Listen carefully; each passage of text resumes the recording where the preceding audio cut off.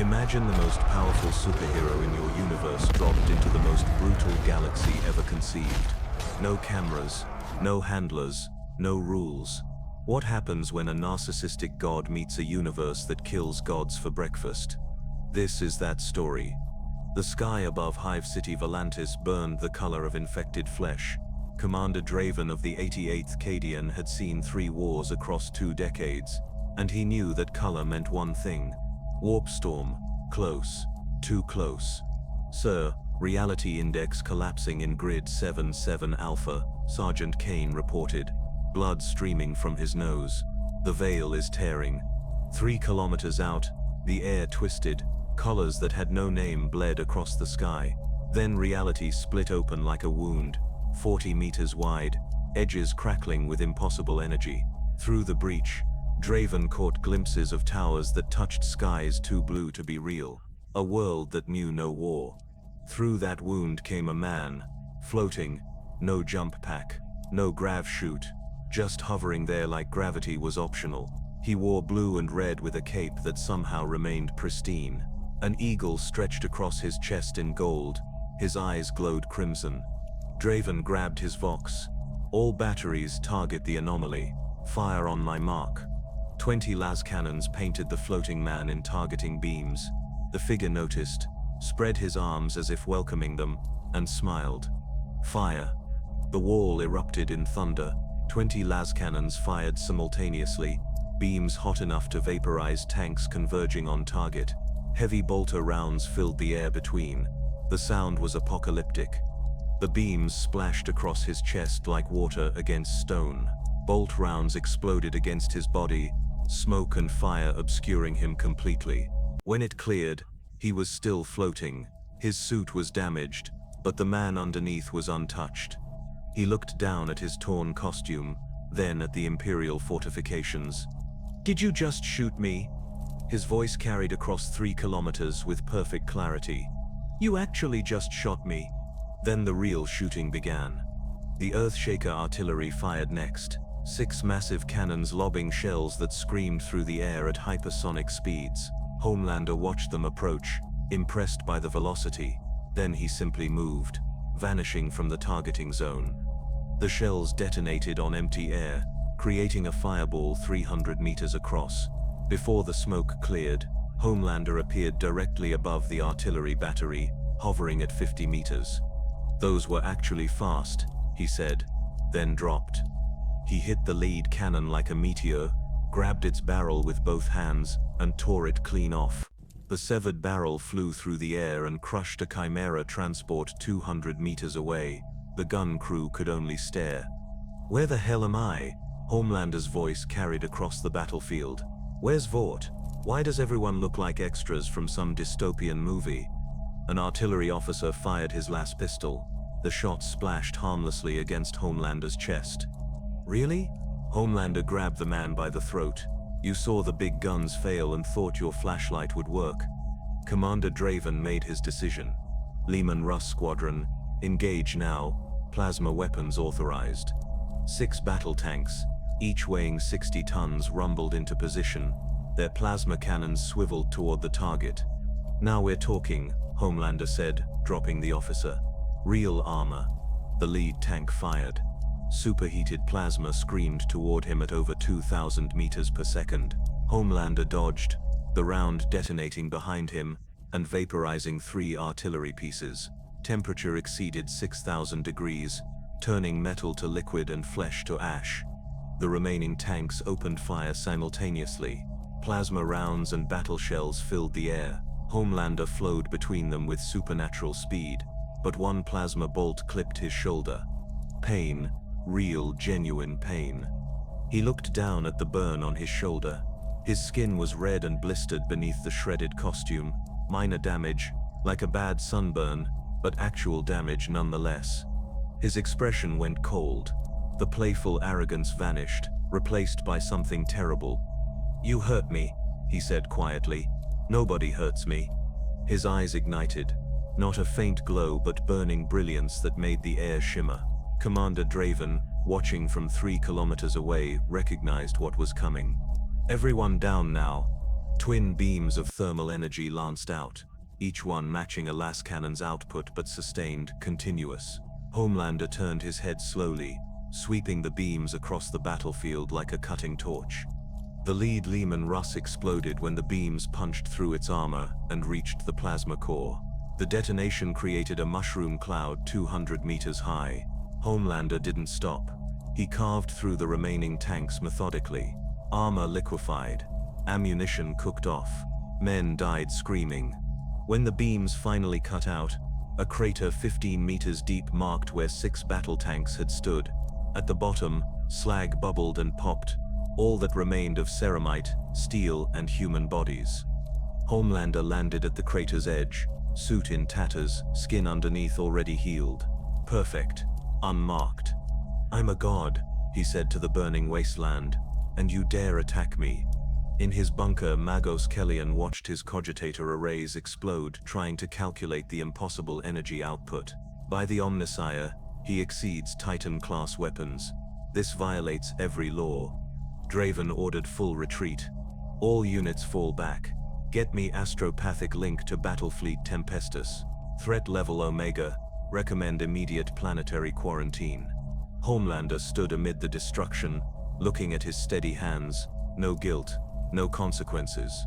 Just power, finally honest about what it was. Then the ground shook. A sound rose from the horizon, thousands of voices merging into one continuous roar that made the air vibrate. Homelander turned and saw it. A green tide. Massive shapes raising dust clouds 3 stories high, charging toward the battlefield. He focused his vision across the kilometers. They were green, actually green. 7 feet of muscle and crude armor, tusked faces grinning with battle lust, tens of thousands of them, not running away but running toward the carnage.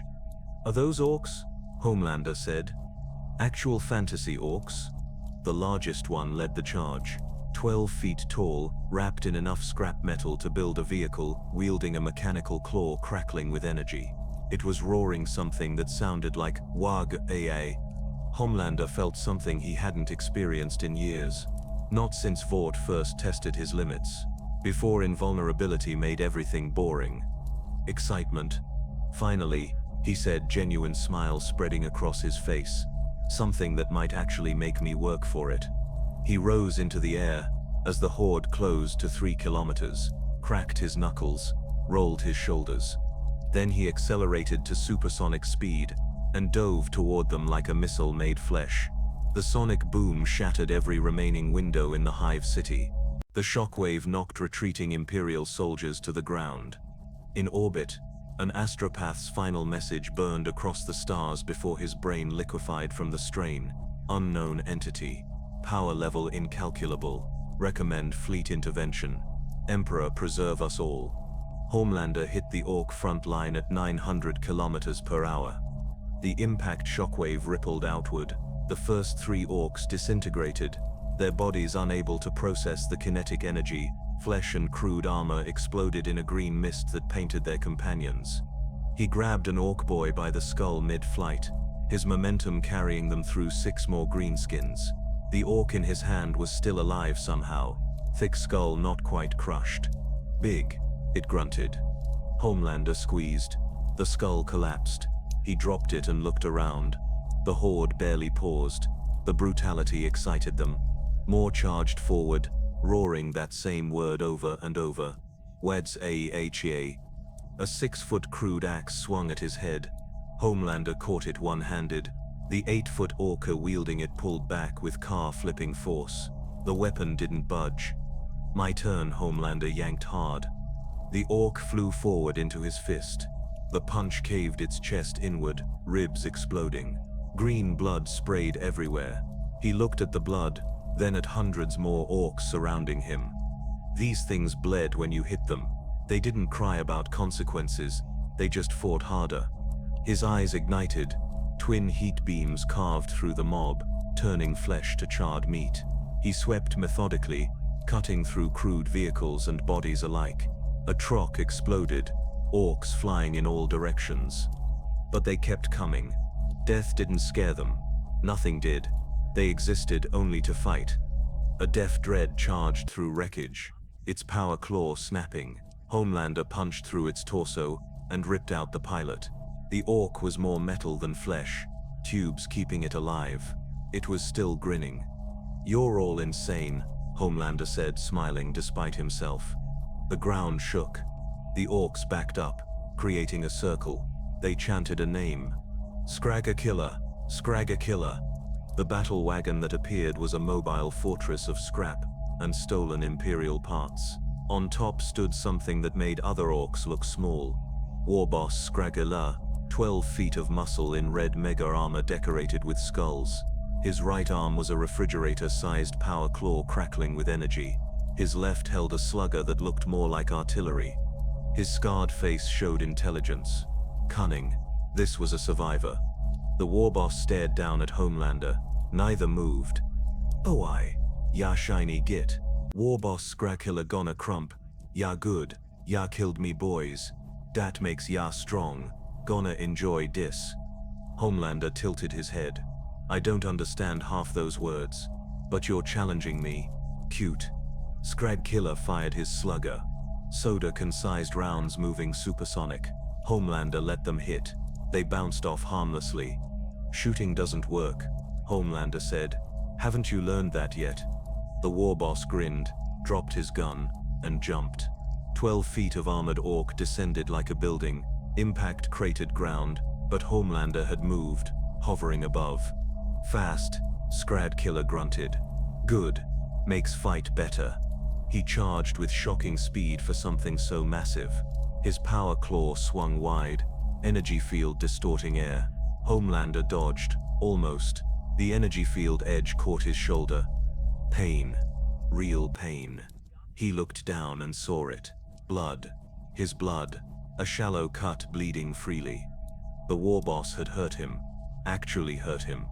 Homelander went blank, processing the impossible. Then he laughed. Genuine, surprised delight. "You cut me." He touched the blood, examining it. "Do you know how long it's been since something made me bleed?" Scragkiller swung again. Combination strikes designed to shred tanks. Homelander caught the power claw in both hands. The energy field burned his palms, the first heat damage since arriving. They locked together, Homelander's boots digging trenches as the Warboss pushed with mechanical and muscle strength. Ork's roared appreciation. "Stronger than ya look," Scragkiller admitted. "But Scragkiller's the biggest. Always wins." "Here's the thing," Homelander said coldly. "There's always someone stronger." He twisted at supersonic speed. The power claw wasn't designed for that torque. Metal shrieked. The entire arm assembly separated from the armor. Scragkiller stared at his missing limb. Green blood pumped from the stump. "That's mine," he said. "Not anymore." Homelander threw the arm through the air. It crashed into the battle wagon, caving the front. The Warboss charged in pure rage, trying to crush Homelander in a bear hug. Metal arms closed with enough force to cube a transport. Homelander stood compressed but unharmed, looking up at Scragkiller's face inches away. "Squeeze harder," he said. "Maybe you'll actually hurt me." Scragkiller head-butted him. Armored skull reinforced with metal crashed into Homelander's face. It hurt. Enough that Homelander tasted his own blood from a split lip that healed instantly. His eyes went red. "Now I'm done playing." Heat vision at point blank. Twin beams burned into the Warboss's chest. Mega armor held 2 seconds before liquefying. The beams punched through flesh beneath. Scragkiller screamed in rage and pain and satisfaction. Homelander pushed free, sweeping the beams upward through torso, neck, skull. The massive body swayed. Green blood poured from cauterized wounds. Scragkiller touched the smoking hole in his chest. "Dat was proper," he bubbled. "Ya fight good. Best scrap ever." He fell. Impact shook ground. 12 feet of dead Warboss at Homelander's feet. Surviving Orks stared. Silence. Then they knelt, hundreds dropping to one knee. "Da shiny boss. Da shiny boss." An Ork knob approached carefully. "Ya beat the boss. Dat makes you the new boss. Des boys is yours." Homelander blinked. "I don't want green monsters." "We's orcs. Ya beat the biggest. Now use the biggest." Simple. In his world, killing meant investigations. Here, kill the leader, and everyone accepts you as boss. Simple, brutal, honest. "Fine," he said. "Stay out of my way." The orcs roared approval. 3 kilometers away, Commander Draven watched hololithic displays in horror. The anomaly killed a warboss that terrorized the sector for months. Worse, the orcs were bowing. "Get astropathic link now." The anomaly acquired an army. Threat beyond Omega. Need chapter master response. Grey Knights if available. Emperor preserve us. Homelander stood amid wreckage, touching his healed shoulder. The memory of real pain lingered. "I could get used to this," he said, watching orcs argue over armor. No cameras, no handlers, no pretending, just strength and simple rules. Finally, somewhere honest. 3 days after the Battle of Volantis, 70,000 kilometers above the planet, 5 of the most powerful individuals in Segmentum Obscurus gathered aboard the battle barge Eternal Vigil. The Strategium was a cathedral of war, its vaulted ceilings decorated with 6,000 years of battle honors. Servitors hardwired into data terminals processed information streams too vast for unaugmented minds. The hololithic display showed the same footage on repeat. The golden-haired anomaly tearing through Imperial forces, surviving weapons that vaporized battle tanks, killing a warboss with casual efficiency. Each viewer had watched it dozens of times, and each viewing revealed new impossibilities. Chapter Master Aldrich, of the Crimson Templars, stood at the table's head. 400 years of warfare had carved his face into something barely human. His armor was a relic from the Great Crusade itself, maintained by artificers for millennia. When he spoke, his voice carried the weight of centuries. "We face a crisis unprecedented in my service. This anomaly appeared through a warp breach yet shows no chaos corruption. It demonstrates power exceeding an Imperial Knight. Most concerning, it has begun gathering followers." To his right stood Inquisitor Malthus, of the Ordo Hereticus, small, thin, wrapped in black robes. His augmetic left eye clicked, and whirred as it focused on the display. When he spoke, his voice was quiet, almost gentle. That made it more threatening. "I have reviewed all data. The anomaly shows no warp taint, though analyzing it killed 3 of my psychers. The strain of examining something that should not exist proved too much. However, absence of chaos is not proof of sanction. The laws of the universe bend around this creature. That suggests either unknown Xenos origin, or something worse." "Worse than Xenos?" Lord Admiral Vortigern asked. Navy through and through, his uniform immaculate despite weeks in the void. "Inquisitor, what could be worse? Something that needs no chaos to achieve the same results. Corruption of faith. False idolatry. The anomaly requires no demonic pacts to turn citizens from the Emperor's light. It simply exists. And that existence challenges everything the Imperium teaches." The 4th figure was barely recognizable as human. Megos Xenophon of the Adeptus Mechanicus was more machine than flesh. Servo arms extended from his back like mechanical spider legs. His face had been replaced with a bronze skull mask. When he spoke, his voice emerged from a vocabulator in his chest. Physical data proves most disturbing. The anomaly's heat projection equals a Titan-grade plasma annihilator. His strength exceeds Astartes' capability by an order of magnitude. His durability appears absolute within conventional weapon parameters. Analysis of recovered blood samples reveals human genetics, yet cellular density and energy storage exceed anything in Mechanicus archives. Each cell functions as a miniature fusion reactor, somehow stable. "You're saying we can't kill it?" Aldrich stated flatly. "Conventional military force appears insufficient. We would need Titan-class weapons or orbital bombardment. Even then, projections are uncertain. The anomaly bled during combat with the Ork Warboss. The Power Claw's energy field inflicted minor damage. This suggests energy disruption weapons may prove effective."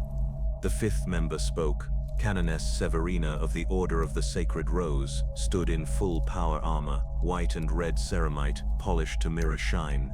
Her face was hard, weathered by faith and war. Unlike the others, She had no augmetics beyond her armor. You speak of biology and tactics. You ignore the greater threat. Volantis civilians worship this creature. In 3 days, they erected shrines, painted iconography, created prayers. The ecclesiarchy reports 17% of the lower hive refuses to pray to the emperor, directing worship to what they call the Golden Angel. 17% in 3 days. Malthus said quietly, within a month, 90%. Within 3 months the planet is lost to heresy without a shot fired. Then we purge the heretics, Severina replied. My sisters stand ready. And create martyrs, Malthus countered. Kill 1,000, 10,000 more question why the Imperium murders those who witnessed power beyond understanding. This is not simple heresy. This is theological crisis. We say the Emperor protects. Then this anomaly appears, demonstrating divine-seeming power, and we cannot stop it. What does that tell the faithful? Silence fell. That was the real question. The Imperium ran on faith. Faith that the Emperor protected. Faith that humanity could survive. But what happened when something appeared that seemed to prove it all wrong? Aldrich broke the silence. The anomaly is not invulnerable. Energy weapons damaged it. Reality disruption, psychopowers. These may prove effective where conventional arms fail. I propose direct engagement. 100 Crimson Templars, full tactical and fire support. We test its capabilities, and if possible, destroy it. And if you die? Severina asked bluntly. Then you know what weapons to bring next time. Malthus leaned forward. Chapter Master, I appreciate your courage. However, we must consider alternatives. The anomaly shows curiosity, confusion, that suggests intelligence, possibly reason. What if we attempted communication rather than immediate destruction? You would negotiate with an abomination. Severina's voice was sharp. I would gather intelligence, determine origins, goals, weaknesses. The creature is stranded. That displacement could be our weapon. If we understood the mechanism that brought it here, perhaps we could reverse it. Magos Xenophon's mechanical arms clicked. The Inquisitor's logic is sound. The warp breach left residual signatures. My tech priests analyze them now. If we replicate the event in controlled conditions, force the anomaly back through an artificial breach, we solve the problem without further losses. Assuming it wants to leave, Vortigern pointed out. The footage shows it adapting readily. It killed a Warboss and claimed the War. Why return to a universe where it presumably faced limitations? That question hung like a bomb, because they all knew the answer. The anomaly wouldn't want to leave. Here it faced no restrictions, no authority, no consequences. We proceed with military operation first, Aldrich decided. Inquisitor, attempt communication during engagement, if opportunity presents. Magos, continue analyzing the warp breach. If we can weaponize displacement, it becomes our contingency. Admiral, keep your fleet in high orbit. Lance batteries charged. If we fail, and the situation deteriorates beyond recovery, you know what to do. Vortigern went pale. You authorize exterminatus? As final option only. The Inquisition must confirm. But yes, if this creature cannot be contained or controlled, and begins spreading corruption beyond Volantis, we sterilize the planet. 7 billion souls as sacrifice to prevent 700 billion across the segmentum. Severina made the sign of the Aquila. The Emperor forgives such necessary sins. The Emperor forgives nothing, Malthus corrected softly. He simply understands some horrors require greater horrors to stop them. We do not kill 7 billion lightly. If there is any alternative, we pursue it.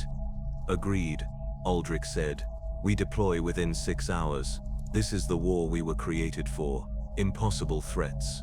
Unbeatable enemies. We are the Emperor's angels of death, and we will show this pretender the difference between seeming divine and serving the divine.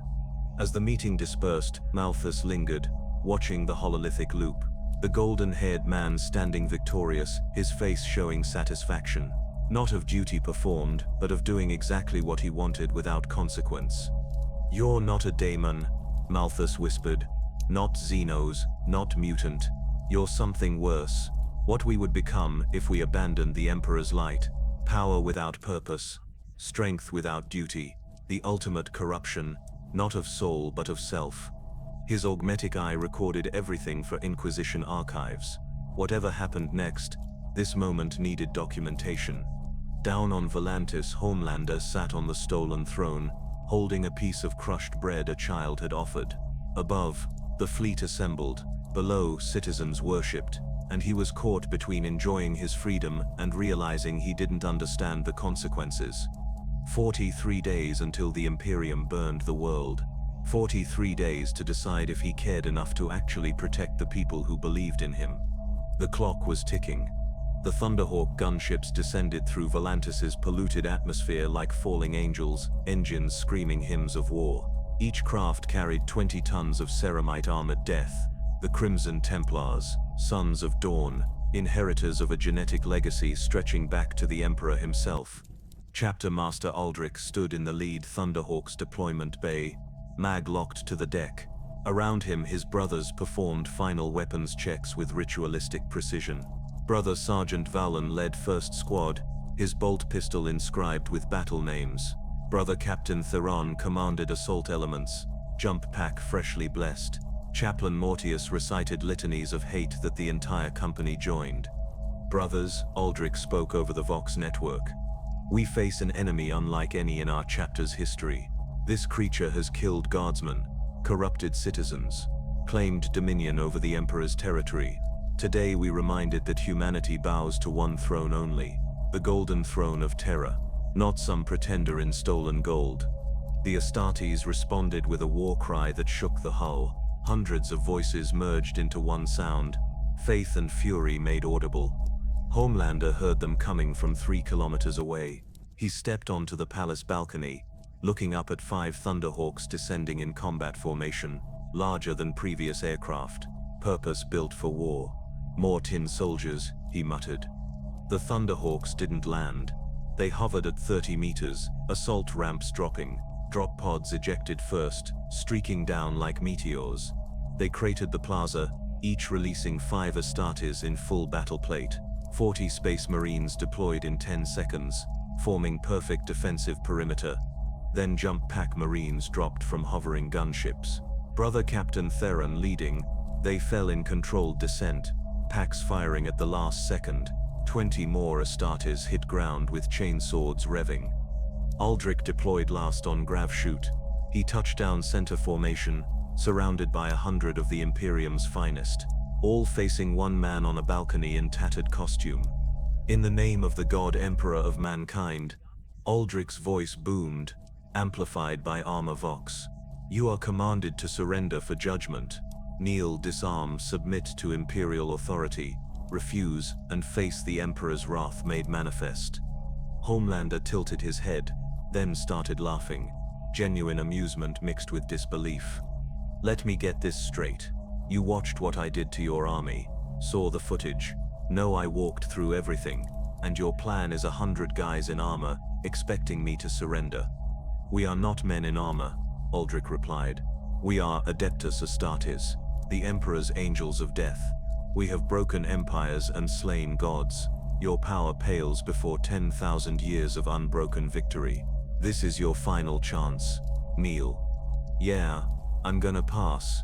Homelander rose into the air, level with Aldrich. His eyes began glowing. I spent my whole life being told to kneel. Then I ended up here, and realized nobody can make me do anything I don't want. Then you choose death. First squad, open fire. 20 bolt guns spoke simultaneously, 400 mass reactive rounds in 1 second, each designed to punch through armor then detonate inside. Homelander crossed his arms and let them hit. Continuous explosions obscured him completely. When smoke cleared, he was still floating, costume more shredded, skin underneath unmarked, except for reddening that faded as they watched. Your turn's over, Homelander said. My turn. He moved, to the Astartes, trained to track superhuman speeds. Homelander simply vanished. He hit Brother Sergeant Valen first, impact lifting the Astartes off his feet. Homelander grabbed him, rising 100 meters in 2 seconds, then stopped. Valen's momentum didn't. Homelander held him by the helmet, fingers denting armored skull. "You're tougher than regular soldiers. Let's see how tough." His eyes flared. Heat vision at point blank through eye lenses. Valen screamed once before superheated air flash boiled inside his helmet. Homelander dropped the body, letting it crater the plaza below. Contact down. Target moves at extreme velocity. All squads converge fire. The Astartes adjusted instantly. Devastator squads opened up. Las cannons painted Homelander in targeting beams. Plasma cannons released superheated matter. Missile launchers added high explosive. Homelander dodged most, speed letting him flow around incoming fire. A las cannon beam clipped his leg. Plasma detonated close enough to catch his shoulder. Minor burns. Damage that would heal in seconds. But damage. "You guys can actually hurt me." He touched the burn. "Not much, but more than the last bunch. I'm impressed." He dove back into formation, grabbing an Astartes from second squad. Brother Erasmus, plasma gunner, 200 years of service. Homelander spun, using the armored body as a club, battering aside 2 more Marines, then threw Erasmus supersonic at a devastator position. Impact killed 3 instantly.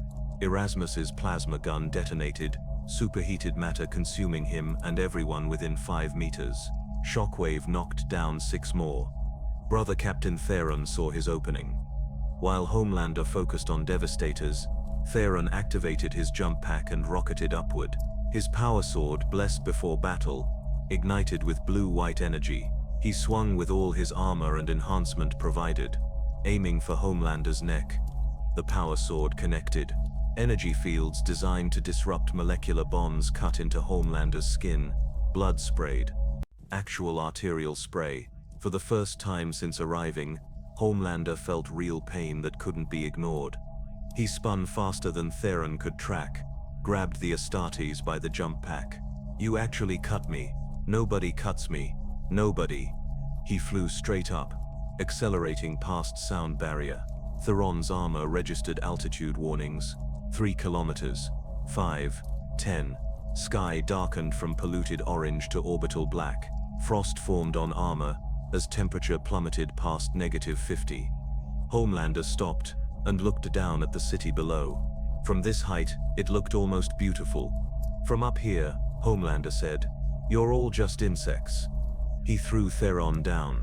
Terminal velocity in Volantis's atmosphere was roughly 200 meters per second. Theron would hit ground at that speed in 50 seconds. He used that time to pray, not for rescue. Astartes didn't fear death. He prayed for his brothers below, that they would succeed where he failed, that his gene seed would be recovered for a worthy successor. He hit the plaza at 200 meters per second. Impact created a crater 3 meters deep. Ceramite crumpled like foil. Gene-forged bones shattered. Brother Captain Theron died instantly. The remaining Astartes saw their captain fall, understood this fight was different, but they were space marines. Fear was carved out during transformation. They advanced firing, closing distance. Aldrich made his decision. All squads fighting withdrawal, fall back to secondary positions. Chaplain Mortius, prepare Terminator armor. We need heavier weapons and better protection. Chapter Master, we cannot retreat. Someone protested. We're not retreating. We're adapting. This enemy exceeds current capability. We need better tools. Fall back now. That's an order.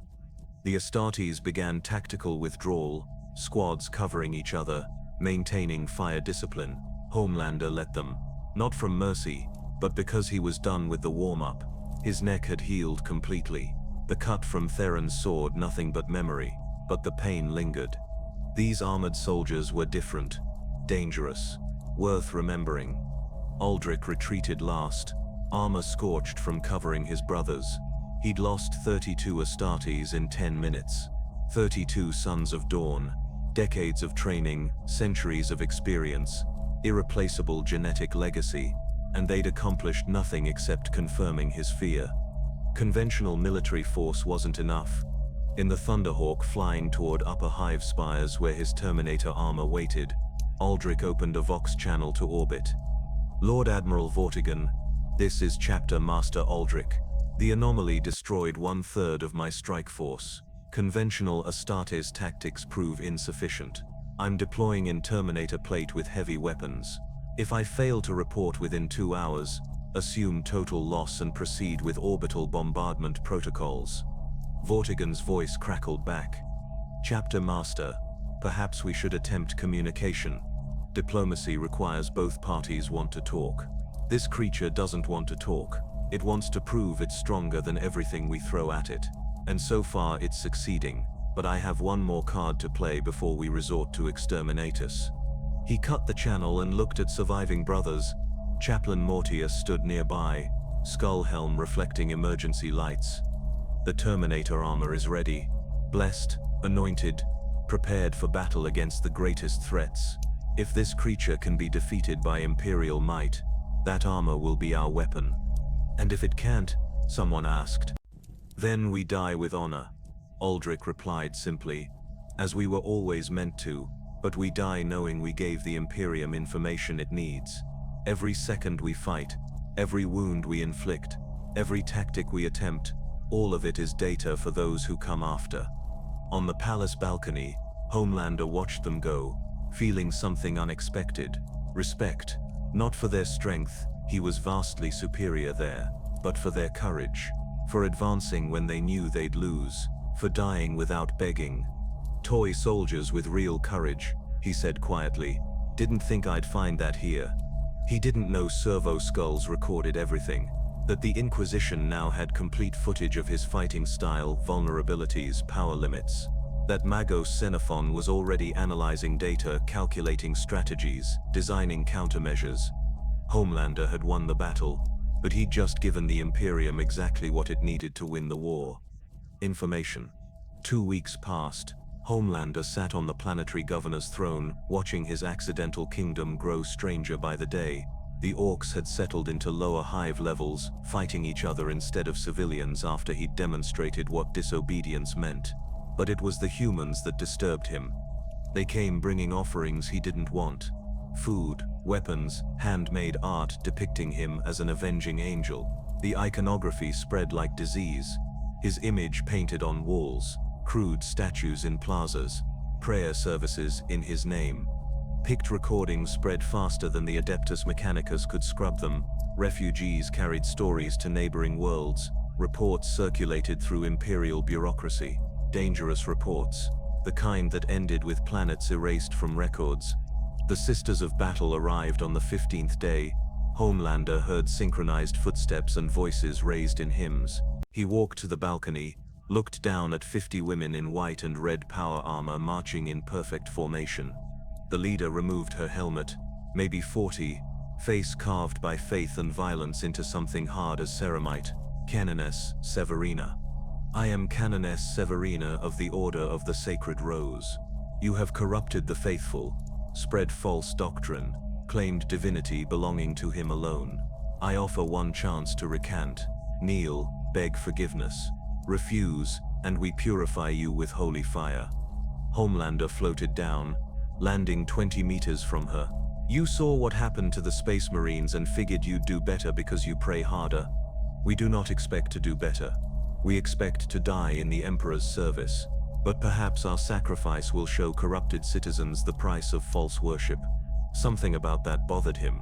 She meant it, came here knowing she'd die, accepting it, maybe welcoming it. That faith was alien to him. You're really throwing your life away for some corpse on a throne. The temperature dropped. Every sister's grip tightened. Severina's face remained calm, but something dangerous flickered. The Emperor is not a corpse.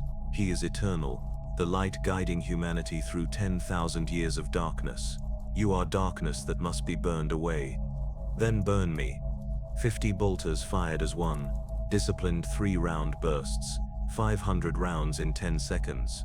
Smoke obscured Homelander completely. It cleared. He stood there, costume shredded to almost nothing, skin showing faint reddening. He brushed ash off his shoulder. That's it? That's your holy fire? First volley was assessment. Second is commitment. Sisters, flamers front. 20 sisters stepped forward with flamers. weapons projecting blessed promethium. They fired simultaneously, 20 pillars of sacred fire converging, heat intense enough to melt plasteel 50 meters away. Homelander walked through it, not flew, walked, making a point. Flames washed over him, and he kept walking until he stood in their formation center. Is that really all you've got? Then he did something unexpected. He disarmed them without killing, moving faster than eyes could track, ripping flamers from hands, crushing bolters to scrap, tearing off armor pieces that left them vulnerable but alive. The sisters fought back with knives, fists, faith-powered strength. Nothing worked. In 3 minutes 50 sisters lay disarmed, defeated, some injured but all breathing. Severina was last, helmet torn off, blood from a cut above her eye. Why spare us when you've killed so many? Homelander crouched, meeting her eyes. Something almost human flickered across his face. You remind me of someone who believed in being good even when it was stupid, even when it got her hurt. I didn't like her much, but I didn't want her dead either. He stood. Go back to your superiors. Tell them I'm not interested in fighting people who can't hurt me. It's boring.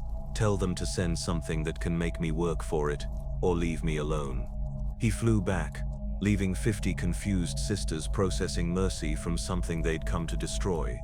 3 days later, reality folded sideways in the plaza. One moment empty, the next a dozen figures in armor that looked grown rather than forged. Too graceful, too perfect, too alien. The lead figure removed her helmet, features making human beauty look crude. Eyes too large, reflecting impossible colors.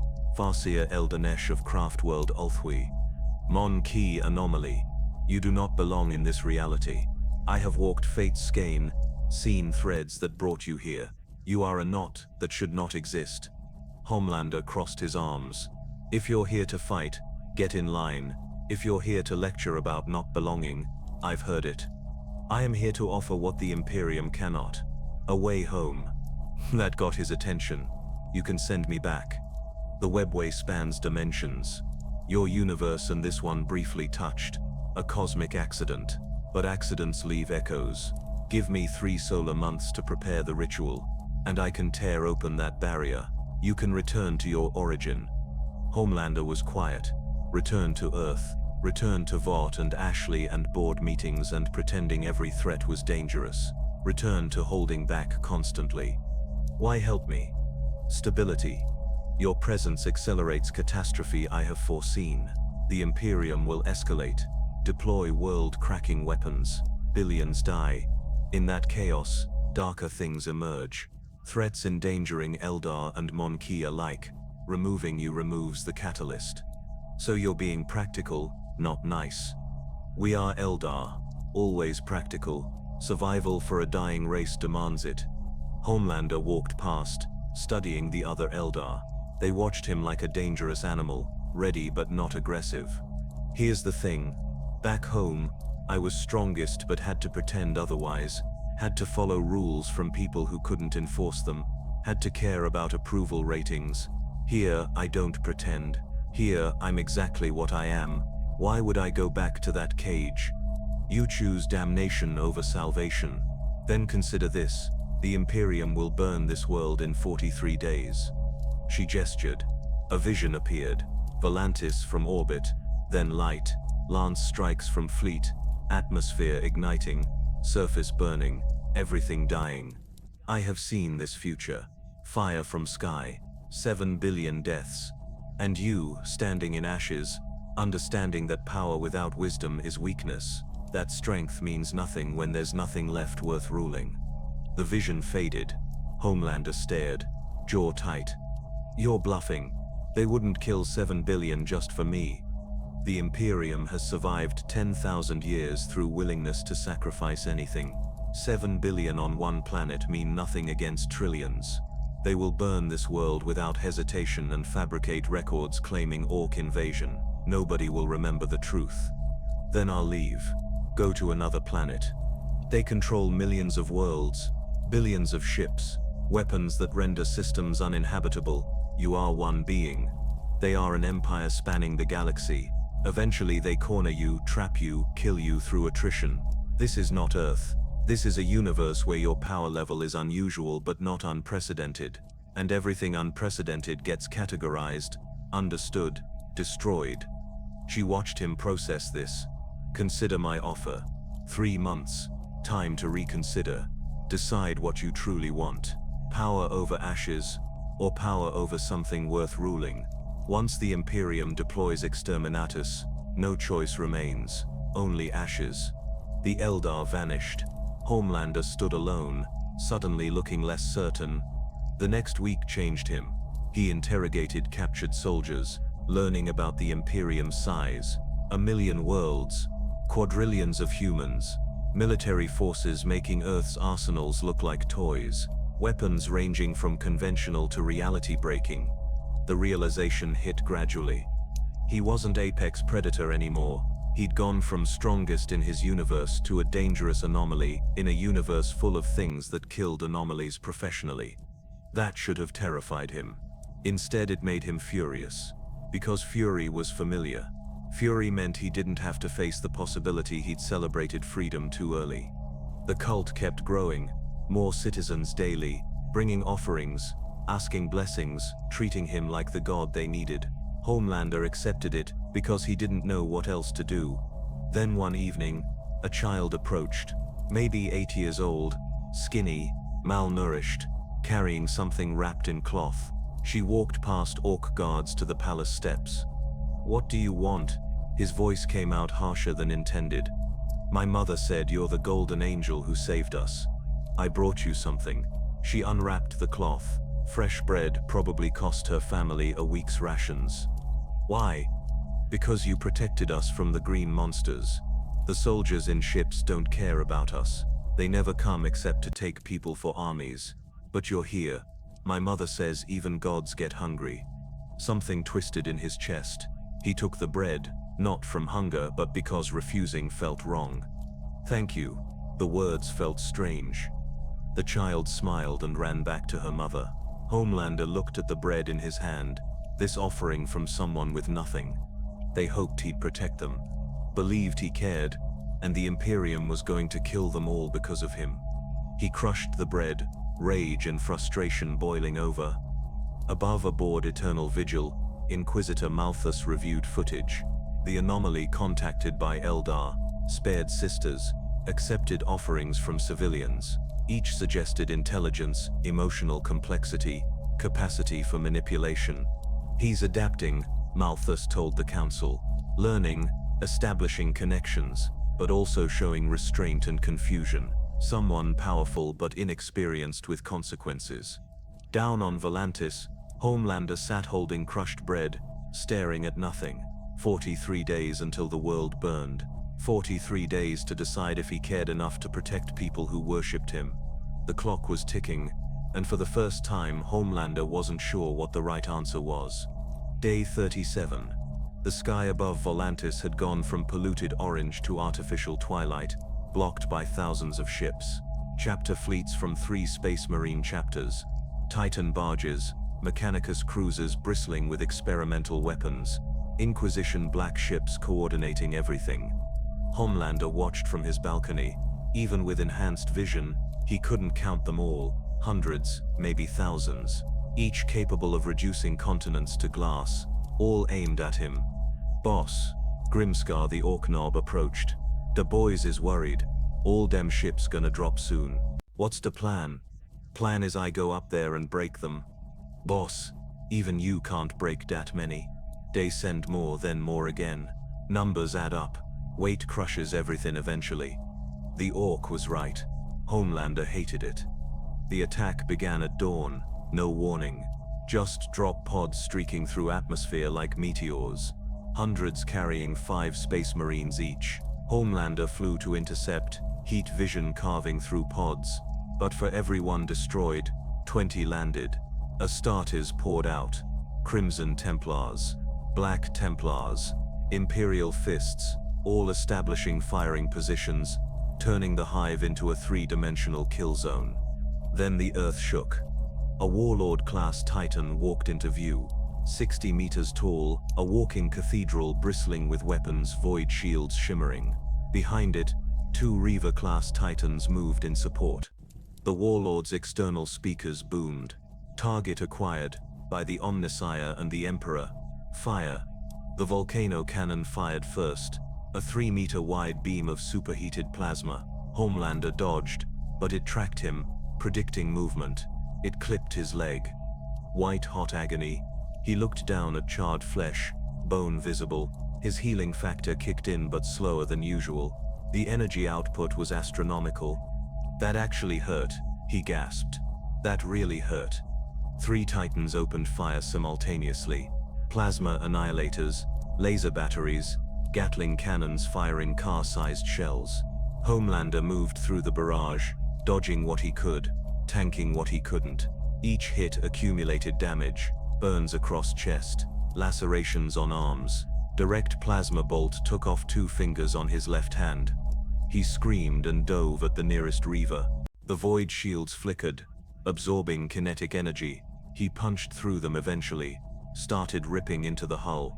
Adamantium plating crumpled under his strength. Inside, the Prince Pels felt his machine die through mind impulse connection. Homelander's heat vision carved through the command deck. The Titan fell, 60 meters crashing into the hive, destroying 6 city blocks, killing thousands of civilians. Homelander stood on the fallen machine, breathing hard, bleeding from dozens of wounds. Who's next? Reality grew cold. The air changed, colors shifting. Then they were just there. 50 warriors in silver armor, Grey Knights, the Emperor's Daemon Hunters. Brother Captain Arvan led them, Nemesis Force sword ignited with psychic fire. Anomaly. In the name of the Emperor we deliver judgment. Your existence violates natural law. You will be destroyed, erased, forgotten. They attacked as one, 50 psychers channeling warp energy through weapons existing partially in real space and immaterium. The blades cut Homelander in ways normal weapons couldn't, slicing not just flesh but fundamental energy. He'd never felt anything like it. Every cut was agony, burning cold spreading like poison. These weren't physical wounds. They were spiritual, attacking something deeper than tissue. Homelander fought back with everything. Heat vision sweeping through ranks, killing 3 instantly. Punches shattering ceramite. Speed letting him move between them faster than enhanced reflexes could track. But they kept coming. Coordinated. Professional. Each willing to die for one more cut. Brother Arvan pressed forward. Force sword leaving psychic fire trails. You are an abomination. A tumor in reality. We are the scalpel that excises corruption. I'm not a tumor. Homelander grabbed a Grey Knight, used him as shield, through the body. I'm just stronger than you. That's not corruption, that's evolution. Evolution requires growth. You are static, powerful but purposeless. Strength without meaning, that is entropy made manifest. The words hit harder than weapons, because somewhere buried under rage and pain, Homelander knew they were true. He hadn't grown, hadn't changed. Same scared, angry child from the lab, just with more power to hide behind. He roared and activated heat vision at maximum intensity. Eyes burning, smoke rising from sockets, blood vessels bursting. But he didn't stop. When light faded, 30 Grey Knights were dead. Armor melted, bodies ash. Survivors retreated, Arvan among them, armor scorched, one arm useless. He exceeded predicted output. Arvan voxed. Recommend immediate deployment of Geller Field Disruptor. Homelander collapsed to his knees, exhausted in ways he'd never experienced. His healing worked overtime, but even that had limits. He looked around. Dead Space Marines, burning Titan, city blocks rubble, civilian casualties in thousands. And above that fleet, patient, ready to send another wave. From a Mechanicus cruiser, Mago's Xenophon activated the Geller field inverter. Instead of protecting real space from warp, it would do the opposite, create a bubble where immaterium bled through. The device fired. A beam struck Volantis from orbit, spreading in a hemisphere covering 50 kilometers. Everything inside suddenly existed in 2 states, matter and energy, real and unreal, solid and ethereal. Homelander felt it immediately. His body started flickering. He could see through his own hand. His powers went haywire. Heat vision firing randomly. Super hearing picking up sounds from other dimensions. Vision showing realities layered on each other. What is this? He tried to fly but couldn't tell if he was moving. What did you do? We made you vulnerable. Arvan's voice came through chaos. That device collapses boundary between warp and real space. You exist purely in real space, unprepared for immaterial assault, and we are very experienced at immaterial combat. Remaining Grey Knights advanced into the field. Unlike Homelander, they trained for environments where reality meant nothing. Their psychic abilities strengthened. They closed on him, weapons raised. Homelander, desperate and terrified, did the only thing he could. He pushed back, not with heat or strength or speed, with everything he was, all that impossible biology, all that power violating natural law, all that energy stored in cells functioning like fusion reactors. He pushed against the field itself. The Geller field inverter wasn't designed for this. When something inside pushed back with stellar-level force, the machine couldn't compensate. Alarms screamed across the Forge of Understanding. Magos Xenophon had 3 seconds to recognize his error before containment failed. The device exploded, visible from surface as a second sun blooming in low orbit. The Mechanicus cruiser vaporized. 15,000 crew with it. The field collapsed, snapping back so violently everything inside experienced molecular whiplash. Homelander crashed into ground, barely conscious. Around him, Grey Knights lay dead or dying. Brother Arvan survived through faith and armor wards, but couldn't move, could only watch as the anomaly slowly stood. I don't want this, Homelander said, voice broken, talking to himself. The universe, the fleet preparing another assault. I just wanted to be free, to not pretend anymore. Why won't you leave me alone? Above, the fleet readied lance batteries, not surgical strikes, total annihilation. If they couldn't kill him with soldiers, they'd kill everything around him. The sky tore open. Not small like before, a massive wound in reality. Kilometers wide, edges burning with impossible energy. Through it, Earth, New York City. Vought Tower standing tall, completely unaware. A voice came through, amplified by Vought systems. Ashley, stressed but professional. This is emergency message for Homelander. Science Division detected dimensional instability in your last location. They've identified energy signatures matching your biosigns in adjacent reality. We don't fully understand, but we've established stable connection. If you can hear this, we're bringing you home. Portal remains stable for 30 seconds. Get to transmitted coordinates now. Homelander stared at the portal. At Earth. At home. Everything he'd complained about, wanted to escape. Right there, within reach. He looked around Volantis. Burning city. Dead bodies. Civilians huddled in ruins, watching with desperate hope. Orks regrouping. Imperial fleet preparing to kill everything. The little girl who'd given him bread stood at the rubble edge, her mother trying to pull her back. The child broke free, walked forward into the open. Please don't go, her small voice carried. If you leave, they'll kill everyone, but you're strong enough to stop them. You saved us before, please save us again. 30 seconds. 30 seconds to choose between the cage he knew and the freedom killing him. Time to decide. The portal hung in the sky like a wound between universes. Through it, Homelander saw Vought Tower in perfect clarity. Glass and steel unmarked by war. The city below, people living normal lives. Safe, clean, familiar. 25 seconds. He rose slowly, body protesting every movement. Broken ribs grinding, burns still healing. Blood dripping from wounds that would have killed anyone else 10 times over. But he could still fly, could still reach the portal. The child stood below, mother desperately trying to pull her back. She shook free, walked into the open where death waited. Please don't go. Her voice small but clear. If you leave, they'll kill everyone. The sky people burn whole cities. But you're strong enough to stop them. Please. 20 seconds. Homelander looked at her. Really looked. Filthy, malnourished. Probably wouldn't live past 20 even without bombardment. In his world, she'd be a prop for photo ops. Someone he'd save on camera and forget immediately after.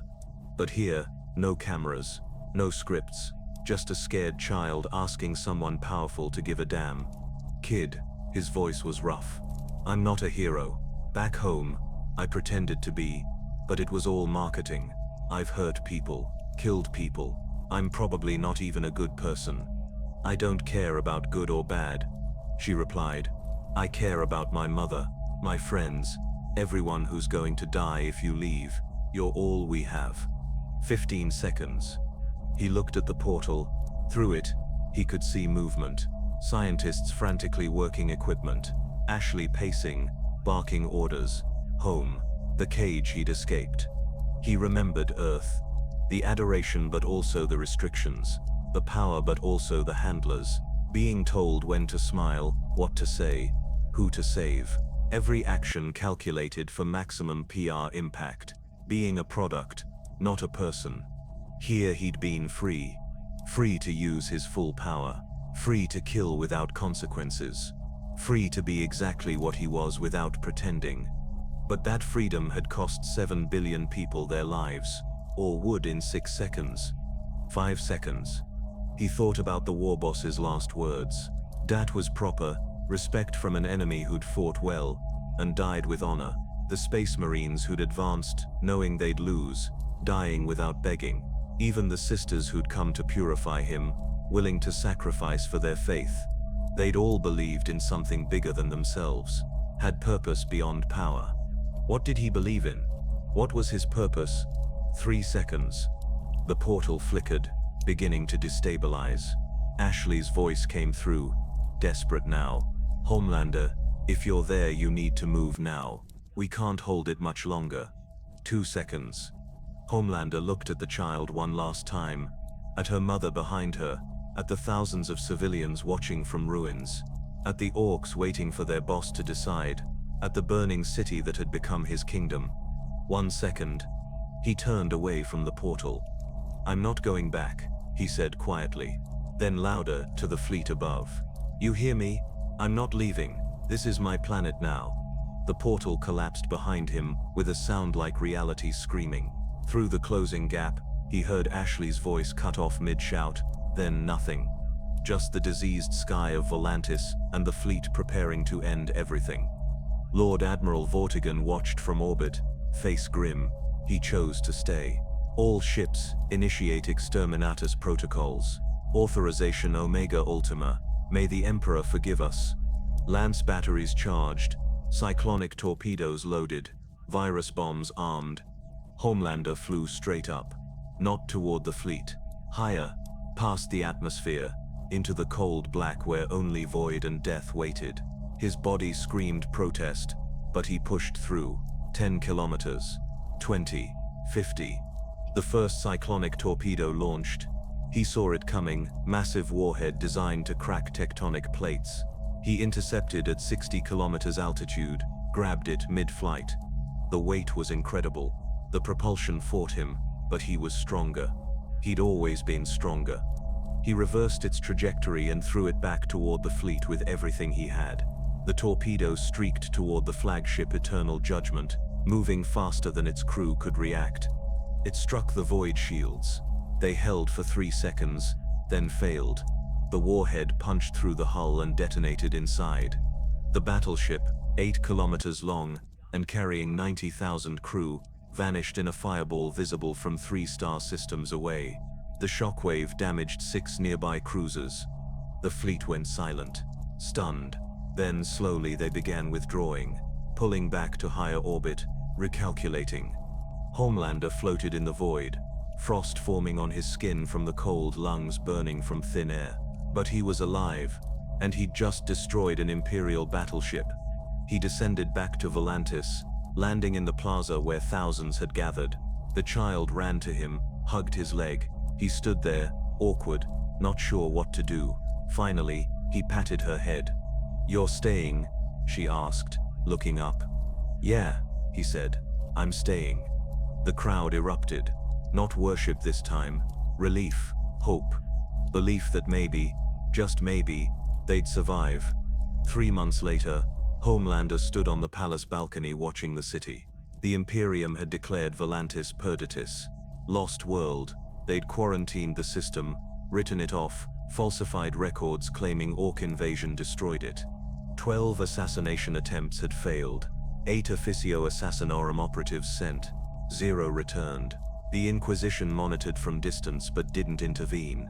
Sometimes writing off one planet saved a sector. An Ork Ward tried invading last month. Homelander annihilated them personally in 6 hours. The survivors joined his growing army. The planet was his now, not through conquest but through choice. He'd chosen to stay, chosen to protect, chosen purpose over pure power.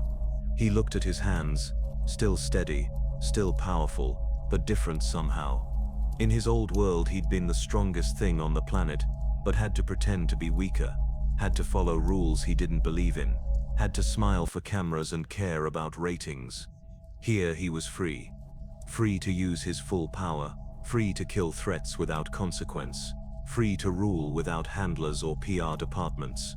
But it was a different kind of freedom than he'd imagined. Not freedom from responsibility. Freedom to choose his own responsibility.